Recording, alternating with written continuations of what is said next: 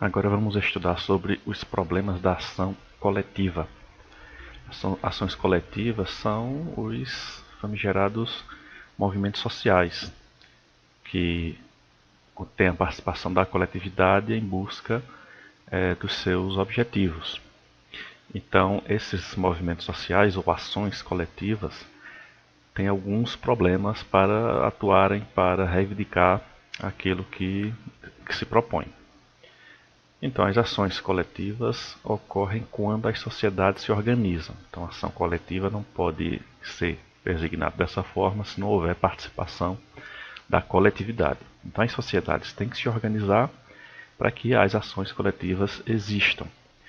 Então, elas se organizam na busca por melhorias sociais, melhorias, por exemplo, saneamento básico, calçamento de ruas, instalação de esgotos, água encanada. Então, infraestruturas necessárias para que a sociedade tenha melhores benefícios. Então, é um dos objetivos das ações coletivas. Também para superar as formas de opressão. Alguns governos são autoritários e oprimem a população, como governos da China, da Coreia do Norte, de Cuba, da Venezuela. São as chamadas ditaduras. Então, essas ditaduras tendem, assim como também os países islâmicos, principalmente em relação às mulheres. Então, essas formas de opressões, muitas sociedades tendem a se organizar para tentar superar essa opressão, derrubar governos, implantar um novo sistema e diversas outras formas. E também para atuar na produção de uma sociedade modificada. Muitas vezes, as ações coletivas têm o objetivo de mudar o pensamento das pessoas, principalmente em relação a culturas mais retrógradas, como cultura machista, e tentar moldar uma sociedade modificando para torná-la mais acessível a toda a sociedade. As ações coletivas possuem direcionamento e organização para que existam, e existem vários tipos ou formas de direcionamento e organização dessas ações. Vamos citar aqui as duas principais, que é o basismo, que é a base das ações coletivas voltada para realmente a coletividade, para o coletivo, o pensamento coletivo.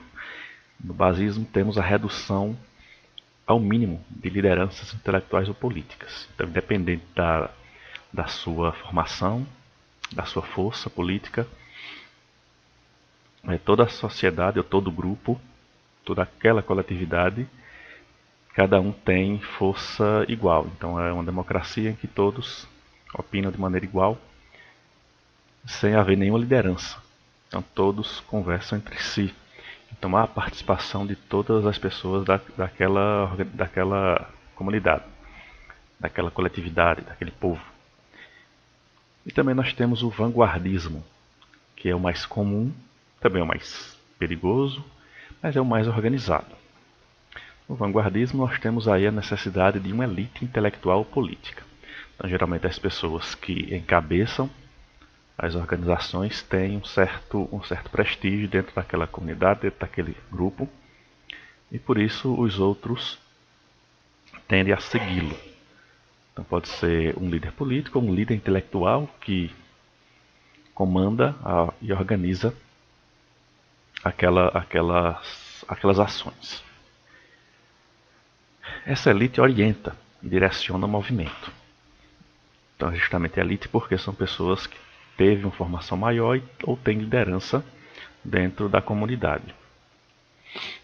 E ela só funciona se houver conscientização dos membros. Então os membros têm que aderir àquela postura daquele líder para que o movimento siga.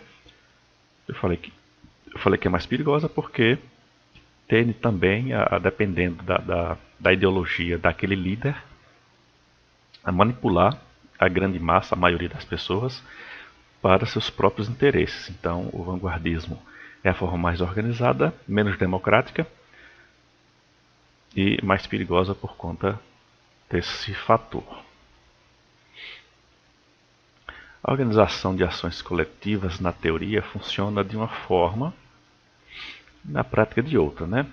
Então, na teoria, pode parecer fácil organizar um movimento social, porque se um grupo de pessoas tem o mesmo interesse, tem os mesmos objetivos, então se entende que todo mundo vai participar e efetivamente daquela ação. Porém, na prática não funciona desse jeito. Por exemplo, para as mulheres que são tratadas injustamente, principalmente na questão salarial, em relação ou de salarial de oportunidades dentro do mercado de trabalho, por exemplo, são tratadas de forma diferente em relação aos homens. Então, em termos, na teoria, né, deve se organizar para lutar pelos seus direitos. Em se todas estão sendo prejudicadas, a teoria é que todas elas se juntem para lutar pelos direitos comuns a todas. Isso vale para qualquer grupo, né? Qualquer classe social, qualquer grupo, minoritário, majoritário, independentemente. Se existe um entrave para todos dentro daquele grupo, dentro daquela classe, significa que é de interesse de todos que naquele fator ocorram mudanças. Então, se algo é do interesse do grupo, ele deve se organizar para consegui-lo. Os grupos têm que se organizar para reivindicar as ações que vão melhorar o seu grupo como um todo. Mas na prática, a coisa é um pouquinho diferente. Tem alguns empecilhos dentro do próprio grupo que talvez impeça a ação funcionar direito. Na prática, as ações coletivas funcionam da seguinte maneira, como por exemplo um protesto exigindo a instalação de água encanada. Se todo mundo daquele bairro, daquela rua, daquela comunidade precisa da água encanada, não tem água encanada e necessita da água encanada, então é de interesse comum que todos participem da ação para solicitar ou exigir a instalação da água encanada para o grupo todo. Então esse protesto também é do seu interesse, é do interesse de todos daquela comunidade. Mas todo protesto tem um custo, né? Todo movimento, toda ação tem um custo, seja ele financeiro mesmo, para montar as placas, organizar as pessoas, fazer camisas, etc. Ou um custo de tempo, pede seu tempo para organizar, para participar. Então, de qualquer forma, tem um custo que ele pede para que seja efetuado, para que seja concretizado. Então, talvez você prefira assistir TV ou trabalhar nesse horário. Talvez você prefira colocar aquela série em dias, talvez você prefira não faltar ao trabalho para não ser descontado do seu salário. Então você pode escolher entre ir para o protesto e reivindicar uma melhoria em benefício de todos, ou ficar em casa assistindo TV ou trabalhar para não ter o seu salário descontado, afinal já tem que gastar ou própria participação já lhe vai custar alguma coisa. Mas se sabe, né, é de conhecimento de todos, que todos os moradores têm o mesmo interesse pela água encanada. Então todos têm esse interesse porque é uma necessidade básica das pessoas. Então pode-se pensar que o melhor é deixar que os outros façam protesto. Quando instalarem a água encanada, eu também vou me beneficiar. Então são aqueles famosos folgados que não participam de nada, porém têm benefício de tudo que é conquistado por aquele movimento, por aquela ação. Então a pessoa fica em casa assistindo enquanto os outros trabalham. É o famoso folgado, o famoso escorão, né? Que pensa dessa maneira. Então muita gente pode preferir pegar carona, ficar quietinho, não se expor e pegar carona no esforço dos outros para ter o mesmo benefício. Isso ocorre em várias áreas, nos movimentos sociais, nas ações coletivas, em trabalhos escolares, trabalhos universitários, de todo tipo de de ambiente ocorre esse tipo de coisa. Mas se todos pensarem assim, né, todos pensarem da mesma forma, não vou não porque eu vou me expor, não vou não porque eu vou perder minha tarde de trabalho, não vou não porque vão olhar para mim e me excluir, me queimar, me cancelar. Aí todos pensarem assim, ninguém vai conquistar nada porque não vai ter ninguém para reivindicar. Então uma pessoa só não vai poder reivindicar por todos. Então quando a ação é feita de forma coletiva, aí sim é que a coisa funciona. Então não é tão fácil assim organizar as ações coletivas. Então na teoria é bem interessante, mas na prática precisa da participação de todos para que a coisa funcione, para que a coisa ande. E mesmo porque essas reivindicações também têm que ser legítimas, não podem ser reivindicações que não façam o menor sentido. Tem que ser algo que todos realmente vão se beneficiar com aquilo. Agora vamos estudar sobre os problemas da ação coletiva.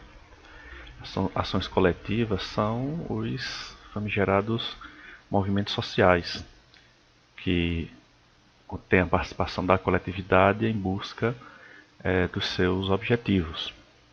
Então, esses movimentos sociais ou ações coletivas têm alguns problemas para atuarem para reivindicar aquilo que se propõe.